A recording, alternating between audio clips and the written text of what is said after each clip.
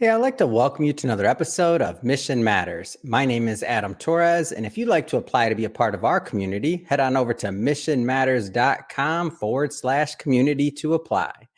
All right, so today is a very special episode. We're bringing back Kurt Nelson. I'm so excited to have you back in the show. For those that don't know, Kurt is the founder and chief behavioral officer over at Lantern Group and co-host of Behavioral Grooves. And I'm proud to announce an author in our best-selling Business Leaders book series. Hey, Kurt, first off, just welcome back to the show. Thank you, Adam. Glad to be here. All right, Kurt. So we got a whole lot to talk about today. I mean, a lot of business owners, executives, entrepreneurs watch and listen to this show and the power of behavioral science to improve leadership. We talk about this all the time on the show. Leadership is the key to everything. So getting your insights on this topic, super invaluable for myself learning as a leader and also for our audience. But we'll get this episode started. Kurt, you already know the drill. Like we start them all with what we like to call our Mission Matters Minute. So Kurt, we at Mission Matters, we amplify stories for entrepreneurs, executives, and experts. That's our mission. Kurt, what mission matters to you? Yeah, Adam, I love this question because I think it's so important for people to understand what their values are. And, when I think about what the mission that matters to me most is really making sure that I'm able to bring to people, whether that be leaders within organizations, whether it be general public through the podcast that we do, but bring behavioral science insights to them so that they can improve their world, and that be business world or their personal lives. Behavioral science has the power to be able to help us understand ourselves. And by understanding ourselves and others around us, we can make a big improvement across the globe, across our community, inside our family, inside our company. So that's my mission, and I love it.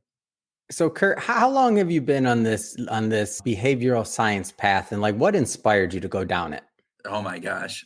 Too many years to know. 25 plus for sure. And probably even before that, if I really think about like what I was studying in school and various different pieces. And real quick, I bring up that question because I just want people that are listening and watching, like behavioral science is, it may be a buzzword. A lot of people are just starting to hear, they're kind of like not familiar with it. So when you hear from Kurt, just understand like he didn't just wake up and put together, no offense to anybody that does this, but he didn't wake up and put together a coaching program or just decide one day, hey, I'm going to read a couple of books and start putting out content. Like Kurt is an expert in this field. So go ahead, Kurt. I just wanted to, that's why I asked you that question. Well, and thank you, Adam, because one of the things too with that is when we think about behavioral science, when I think about how people think about it. I mean, I was probably in this work well before behavioral science came as the was coined, right? People talk about it, right? So, my background, I have a PhD in industrial organizational psychology, and I bring that background with an MBA. But I think what got me really interested was actually during my MBA time. I'd always loved psychology and trying to understand people. But within my MBA program, I took a PhD level course called Consumer Behavior.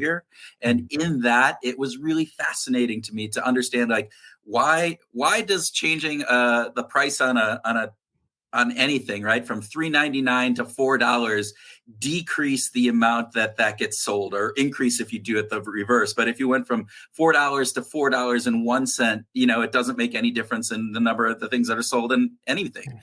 And it's still a penny, right? So the economist in me, the economist that my background is saying, wait, this, a penny's a penny. It shouldn't matter. Or a dollar is a dollar, but it doesn't. Yeah. And we operate from very different perspectives. And so trying to understand what is it that drives that behavior that we're doing, I think was just fascinating to me. And it kind of led me down rabbit hole after rabbit hole and ended up getting a PhD, kind of focusing on it. And then my business is all about applying that behavioral science inside organizations. So I want to take a moment and let's get into the book, because this will kind of dovetail into the rest of the conversation as well. So the power of behavioral science to improve leadership, a lot of different things. I know that's your expertise, but a lot of different approaches you could have taken to contributing to this best-selling book. Like, why this? Why now?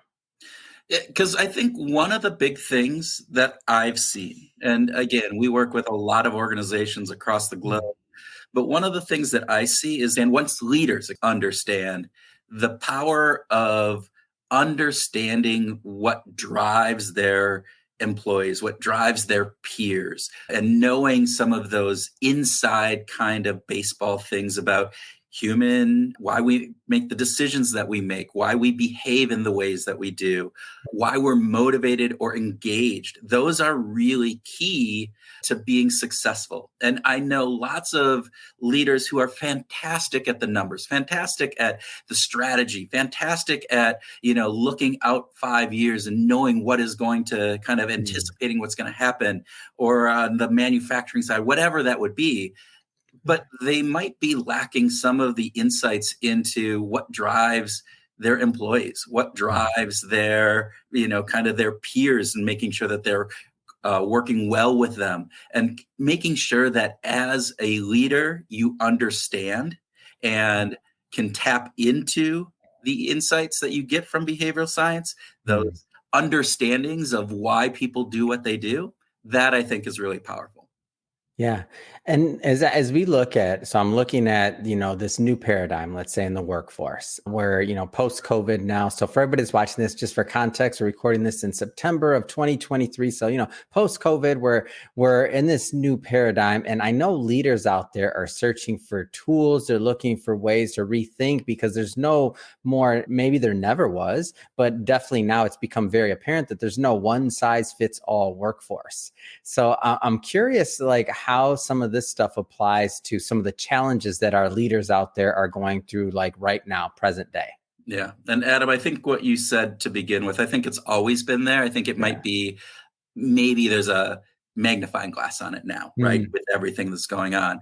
But I think one of the big pieces, at least in my world, the world that I live in, is really understanding what motivates our employees. What motivates those people. Because if we don't have a workforce that's engaged, one that wants to come in and do a good job every day, one that says, hey, what can I do to move even beyond what you're just expecting me of? And I think we've heard all about quiet quitting. We've heard about the lack of engagement with workforce across the globe and all the surveys that are out there. And by being able to understand peel back that layer. We need to peel back that layer, because oftentimes we go, well, if I just pay this person more, or if I put a pool table in the break room, that's going to motivate them. And we know that isn't the case. Was early millennial days. It wasn't that. It was a ping pong table. I remember, because I was that early millennial day, and that's how they used to get you. They'd bring you right out of college. You walk through and you're like, oh my gosh, they have ping pong tables, but we never seen anything like that in the workplace before. Go ahead. I had to correct that one. But I mean, there is an aspect there. So I will say that there is an aspect. There's an aspect when we think about the culture and the environment that you create as a leader. That's important. And so, having a ping pong table or a pool table in and of itself doesn't motivate anybody. But creating the culture where there's community around that ping pong table or that pool table, or the keg that has, that you tap on Friday afternoons, and doing those kind of things, those are important. And it's really understanding all those underlying drives. So again, as I said, peel back the layers on this, because we too often think that the levers that we have to pull are, we have our cash, our paycheck and bonuses. And we have more than that. Not saying that those aren't important. Those are vital. Those are vital to making sure that you have an engaged and workforce that really wants to come in and work. I mean, we all have that drive to acquire and to obtain kind of those things. That's part of the motivational model that we use. It's acquire and achieve. But we're also motivated by other things. We're motivated by the sense of belonging and bonding. We're motivated by a feeling of challenge and of learning and comprehending. We're also motivated by the sense of purpose. Is my purpose aligned with the purpose of the organization? Am I feeling like I need to stick up and defend this company? And those are really key pieces when we think about making sure as a leader that you're creating the organization that not only satisfies one or two of those, but all four across those. It's called the 4 Drive model. It was developed by Lawrence and Naria back in the early 2000s. And it's a fantastic model of employee engagement and motivation. So as it relates to the behavioral science side of things, a lot of entrepreneurs that are watching this, and I wanna maybe put some like something that they can take action on. Obviously, they're not, in order to get a full program or something or like to work, that takes time. But is there something small or something even in their mindset that they can start thinking about or even implementing now that just at least puts them in the right direction? Is there a tool or is there something they can do now? Yeah. So, I mean, I will take a step back and say that every organization is different, every culture is Yep. different. And so any type of implementation that we do, it's always custom, it's always developed on that. There are a few underlying things though, Adam. So one of the things that we always look for is, again, how are you structuring those incentives that you have, and make sure that you're structuring those incentives so that they're not counterproductive to what you're trying to obtain. And I'll give you an example. We worked with a company one time who their strategic mission that they had changed like 2 or 3 years before this was to go to market collaboratively. They were going to come in, they were going to work together from a Salesforce perspective, from an internal perspective. It was all about sharing best practices and working together in order to do that. What they forgot to do was to update their incentives. And so what their incentives were designed where it was like the top person gets, the biggest reward and everybody, kind of behind that as a rank kind of component. And so what did that drive? What kind of behaviors did that drive? Again, it's not rocket science. That was really simple. So how do you structure those? But I think the other big piece that companies miss out on is that second piece that I talked about, that sense of belonging and bonding.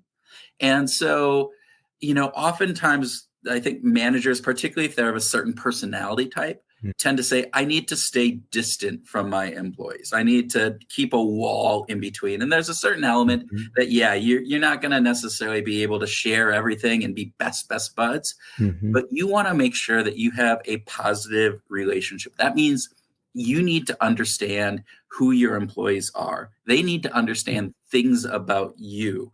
If they feel an affinity towards you, and it's a genuine one, and you feel an affinity towards them, they will climb walls for you.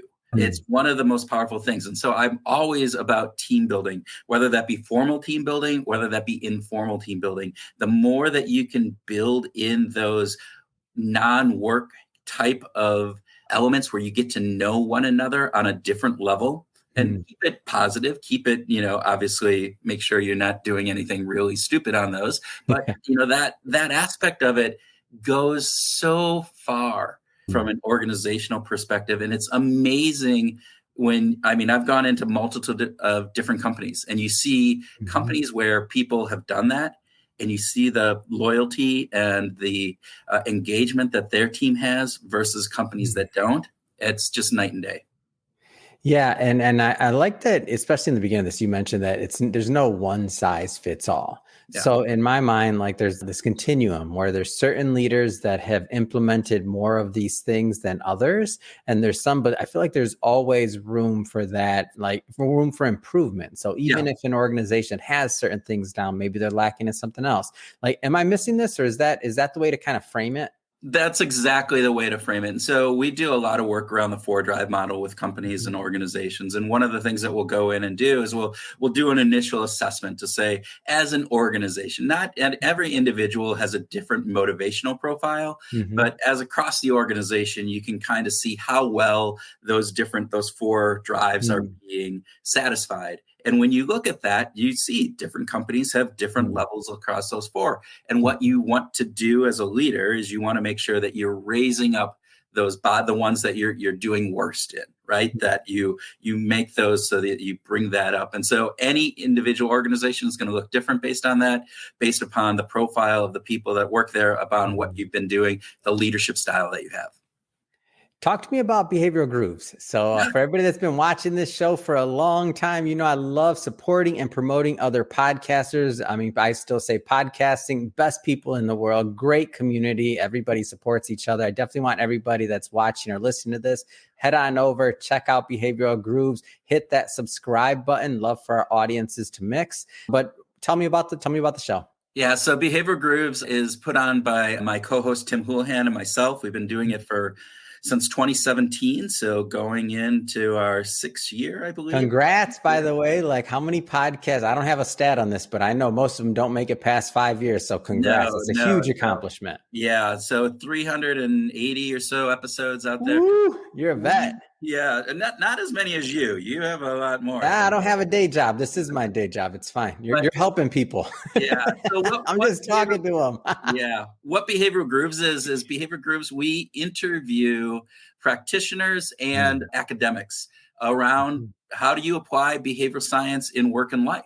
So we will talk with people from Nobel laureates talking about how their insights into why we do what we do and the research behind some of that, everything from, loss aversion, this idea that, hey, we value or we feel the pain of a loss twice as much as the equivalent gain, and what that means, and how do you tap into that as a leader, and to motivate yourself or to make sure that you're not making dumb decisions, to people like Leidy Klotz, who is talking about subtract, and this idea that as humans, what we tend to do is we always try to add things on. And I mean, his great insight that he got was he was playing with his little kid and they had this bridge made out of Legos, and the one bridge piece was higher than the other. And so what did Leidy do? Leidy was going to find the piece to fit on, and his couple-year-old kid just took the bottom off and, leveled it up by taking a Lego piece away. And,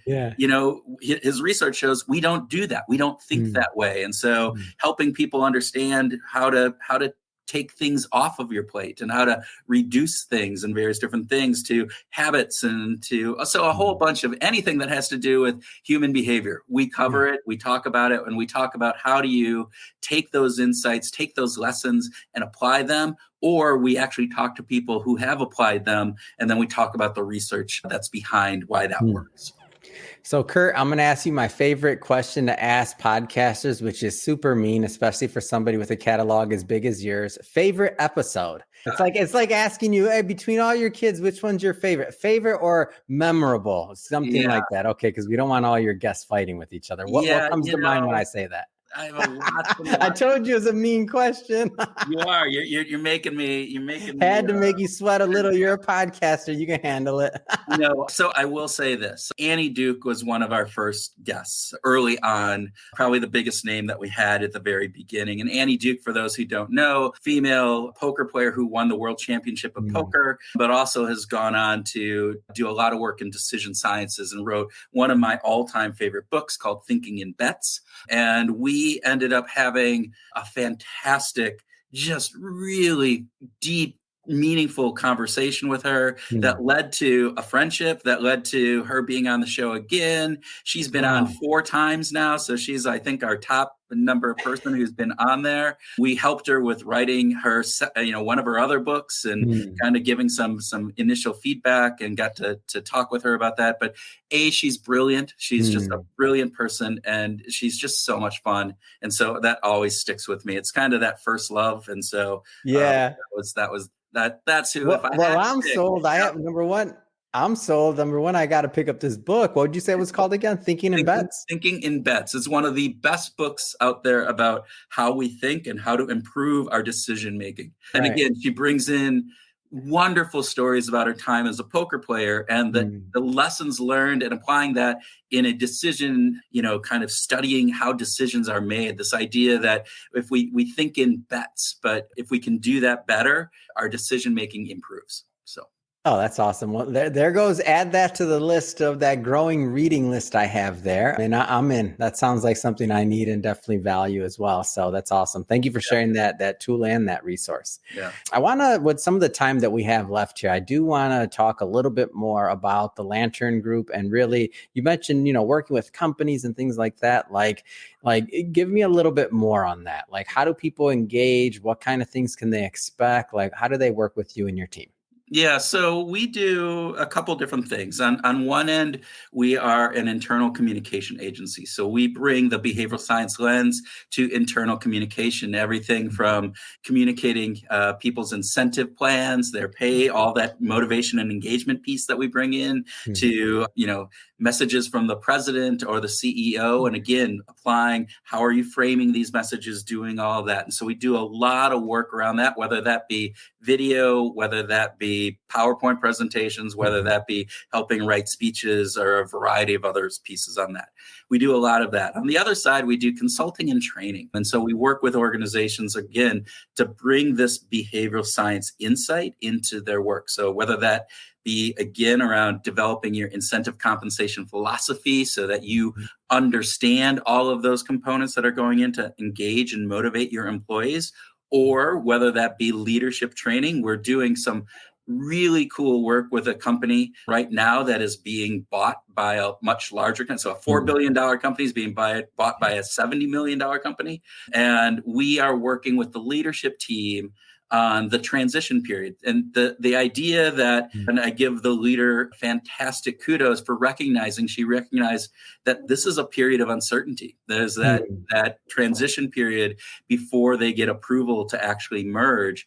And it lends itself into weird behaviors by employees and lack of motivation and all of this aspects around that. So she wanted us to come in and work with her leadership team in order to thrive. So we put together a program that's called Thriving Through Transition, where we're working with the leadership team on a monthly basis, coming out and doing a half-day workshop with them.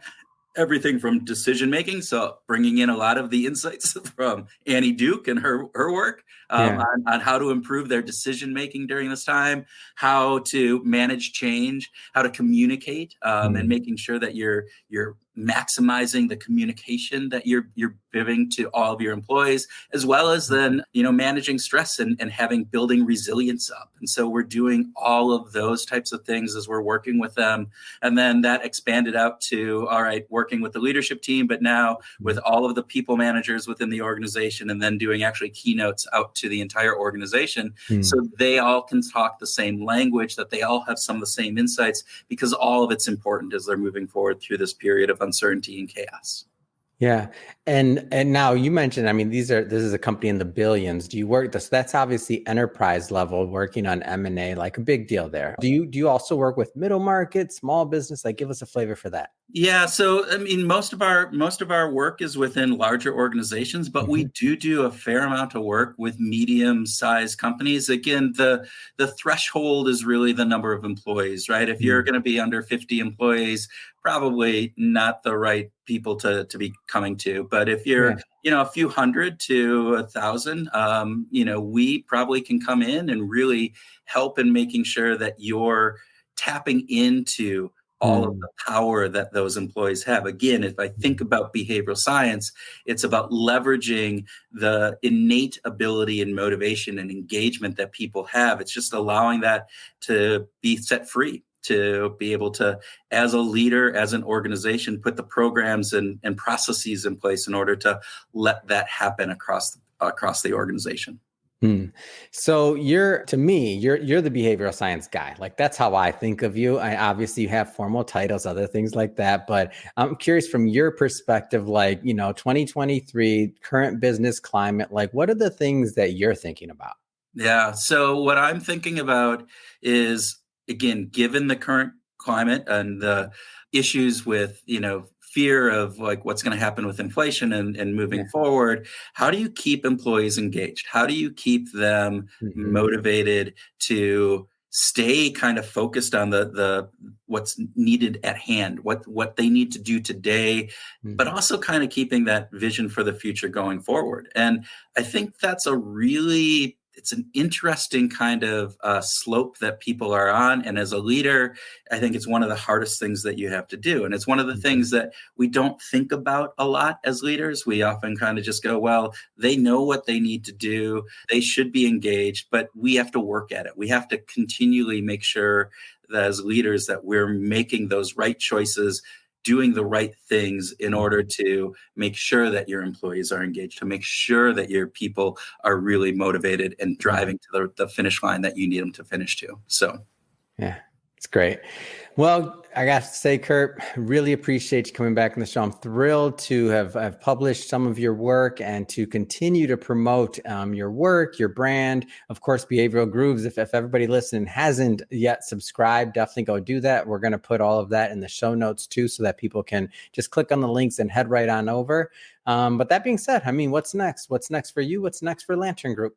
Yeah. So we're building out a whole series of tools. It's starting with guided journal. So if anybody, a leader or just an employee, wants to achieve their goals better, that they can get this. It's called Brain Shift, is the first journal. It's a 13 weeks, so a quarter, where we bring behavioral science into a really easy to use daily journal where I am writing down, hey, here are my keystone goals that I want to achieve this quarter. And then every week we give a behavioral science insight. And then every day we have specific prompts that bring you back to what do I need to do today in order to achieve that keystone goal, and what am I grateful for? Again, all the science side of things in order to make sure that you're achieving those goals, driving those goals, and then, staying on target with that. And in addition to the journal, we also have elements of like, how do you make better goals? So we have a little side kind of document that you can get